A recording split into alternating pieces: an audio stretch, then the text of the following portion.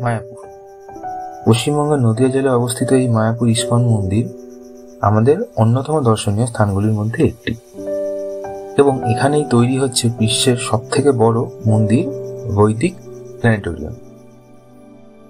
এই মায়াপুর পৌঁছানোর জন্য অনেকেই বুঝতে পারেন না যে কোন পথ দিয়ে গেলে সব থেকে সুবিধা হবে। তাই রোভার্স ব্লগের আজকের এই পর্বে আমি আপনাদেরকে জানাবো বাসে কিভাবে যেতে পারবেন, ট্রেনে কোন কোন রুট ধরে যাওয়া যায় এবং বাই রোডই বা কিভাবে যাবেন, সব তথ্য ডিটেলসে। তাই আর দেরি না করে চলুন শুরু করা যাক। আর এই ভিডিওটি দেখার পর যদি মায়াপুর দর্শন কিভাবে করবেন, কি ঘুরবেন, কখন ঘুরবেন, প্রসাদ কখন ইত্যাদি যাবতীয় বিষয় জানতে হয়, তাহলে আই বাটনে বা আমার ডেসক্রিপশনে দেওয়া আমার মায়াপুরের ট্যুরের যে ভিডিওটি রয়েছে সেটি গিয়ে দেখে নিতে পারেন।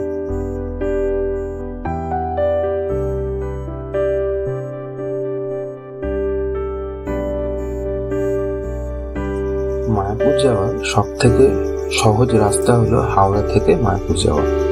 প্রথমে হাওড়া থেকে ট্রেন ধরে আপনাদেরকে নবদ্বীপ ধাম বা অনেক সময় হয় নবদ্বীপের পরের যে স্টপেজ রয়েছে বিষ্ণুপ্রিয়া, সেখানে নামতে হবে। এবং আমি স্ক্রিনের মধ্যে হাওড়া থেকে যত যাবতীয় ট্রেন হয় মোটামুটি প্রাইমারি কিছু ট্রেন যেগুলো ইম্পর্টেন্ট সেগুলো দিয়ে দিলাম। এরপর যদি আপনাদের এক্সট্রা আরও কোনো ইনফরমেশন লাগে ট্রেন টাইমিংসে, তাহলে আপনারা হোয়ার ইজ মাই ট্রেন বলে একটি অ্যাপ হয়, সেটি অবশ্যই ডাউনলোড করে নিন। সেখানে আপনারা যাবতীয় ডকুমেন্টস সব পেয়ে যাবেন, সব তথ্য ওর মধ্যে পাবেন ট্রেনের টাইমিংস রিলেটেড। শিয়ালদা থেকে যে দুটি ট্রেন যাওয়ার সময় এবং ফেরার সময় পাওয়া যায় সেটাও আমি স্ক্রিনে দিয়ে দিচ্ছি। নবদ্বীপ ধাম স্টেশনে পৌঁছানোর পর সেখান থেকে প্রথমে ওভারব্রিজ পার করে স্টেশনের বাইরে আসতে হবে। টিকিট কাউন্টার একটি বড় দেখতে পাবেন বাঁ হাতে, এবং সেই টিকিট কাউন্টার থেকে বেরোলেই বাঁ দিকেই অনেক টোটো স্ট্যান্ড পাবেন, যেখানে একটি টোটো ধরে আপনাকে বড়াল ঘাটের দিকে চলে আসতে হবে, যেটা ফেরিঘাট। ওখান থেকে নৌকা ধরতে হবে। তো এই আসার সময় আপনার 20 টাকা মতো নেবে।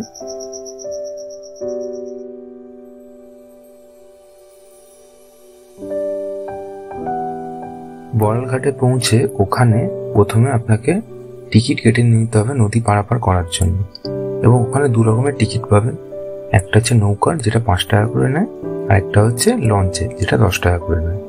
এবারে ওখানে সাইকেল বা বাইক এসবও পারাপার হয়, সেটা সেই অনুযায়ী ওরা দাম নেয়। খুব সম্ভবত বাইক 15 টাকা করে নেয়, তো সেটা একটু মাথায় রাখবেন।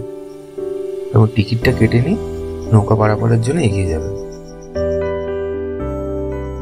জলঙ্গি ও ভাগীরথী নদীর মিলনস্থল দেখতে দেখতে আপনারা মিনিট 10 মধ্যেই মায়াপুর ঘাটে পৌঁছেও যাবেন নৌকাতে করে। এবার লঞ্চে করে গেলে হয়তো আরো 1-2 মিনিট আগে পৌঁছতে পারেন, এছাড়া আর কোনো তফাৎ নেই। এবারে ফেরিঘাটের টিকিট কাউন্টারের ভেতর দিয়ে বেরিয়ে আপনারা বাইরেই দেখবেন অনেকগুলো টোটো দাঁড়িয়ে আছে। আপনারা চাইলে ওখান থেকেও টোটো নিতে পারেন, কিংবা মিনিট 10 আরো একটু এগিয়ে এসে হেঁটে আপনাদের ওখানে দেখবেন টোটো স্ট্যান্ড পড়বে, সেখান থেকেও আপনারা টোটো নিতে পারেন।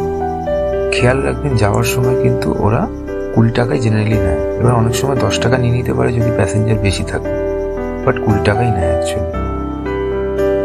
এবং মিনিট 10 মধ্যে আপনারা মেন মন্দিরের গেটে পৌঁছেও যাবেন। এবারে আপনারা দেখে নিন যে হাওড়া থেকে মায়াপুর আসতে এবং মায়াপুর থেকে আবার হাওড়া ফেরত যেতে টোটাল আপনাদের পার হেড কত খরচ হতে পারে।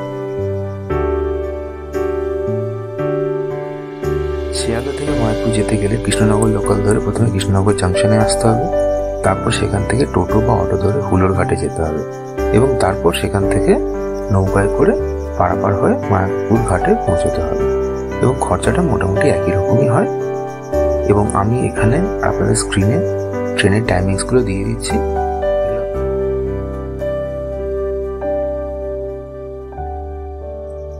কলকাতা থেকে মায়াপুর যাওয়ার জন্য ইসকনের নিজেদেরই বাস সার্ভিসও রয়েছে, যেটা টালিগঞ্জ এরিয়া থেকে ছাড়ে। মহানগর উত্তম কুমার মেট্রো স্টেশনের সামনে থেকে ওই বাস ছাড়ে, এবং গোটা কলকাতা জুড়ে ওদের বেশ কয়েকটি পিক আপ পয়েন্ট রয়েছে, যেখান থেকে ওরা প্যাসেঞ্জারকে পিক আপ করে। তো আমি সেই পিক আপ পয়েন্টগুলো সবকটা স্ক্রিনে আমি দিয়ে দিচ্ছি, এবং এই বাস কীভাবে বুক করবেন, তাদের কন্ট্যাক্ট নাম্বার, তাদের ওয়েবসাইট, সব কিছুর লিঙ্ক আমি ডেসক্রিপশন বক্সে দিয়ে দেবো আপনাদের সুবিধার জন্য।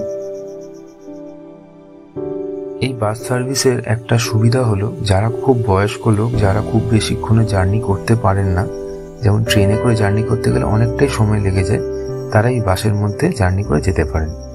এবং যদি একদিকে যান, মানে ওয়ান সাইডেড যদি যান, তাহলে 600 টাকা পড়বে। কিন্তু যদি আপনি আপ অ্যান্ড ডাউন দুদিকেরই টিকিট কাটেন, তাহলে 550 করে, প্রতিজনের 1100 টাকা করে টিকিট পড়বে। আর কলকাতা থেকে 4 চাকা বা বাইকে করে যদি বাইরে যেতে চান, তাহলে দুভাবে যাওয়া যায়। একটা হচ্ছে হুগলি মগরা ব্রিজ ধরে, সেখান থেকে আসাম রোড ধরে সোজা মায়াপুর পৌঁছে যেতে পারেন। এছাড়া কল্যাণী এক্সপ্রেসওয়ে ধরেও মায়াপুর পৌঁছে যাওয়া যায়। কলকাতা থেকে মায়াপুরের দূরত্ব মোটামুটি 130 কিলোমিটার। এবারে এটা কতক্ষণ সময় লাগবে সেটা মোটামুটি ডিপেন্ড করছে যে আপনারা কীরকমভাবে গাড়িটা চালাচ্ছেন বা আপনারা এক্সাক্ট কোন জায়গা থেকে বেরোচ্ছেন। আমি এটা একটা জেনারেল ভাবে বললাম আপনাদের। আপনারা চাইলে গুগল ম্যাপের হেল্পও নিতে পারেন এর সাথে। আর এখানে একটা জিনিস বলে রাখা দরকার, আপনারা যদি 4 চাকা বা বাইক নিয়ে যান, তো মায়াপুরের ওখানে যে 4 নম্বর গেট রয়েছে, ওখানে পার্কিং অ্যালটমেন্ট থাকে, যেখানে আপনি বাইক প্রতি ঘন্টা 30 টাকা হিসেবে এবং 4 চাকা প্রতি ঘন্টা 100 টাকা হিসেবে ওখানে চার্জ দিয়ে রাখতে পারবেন।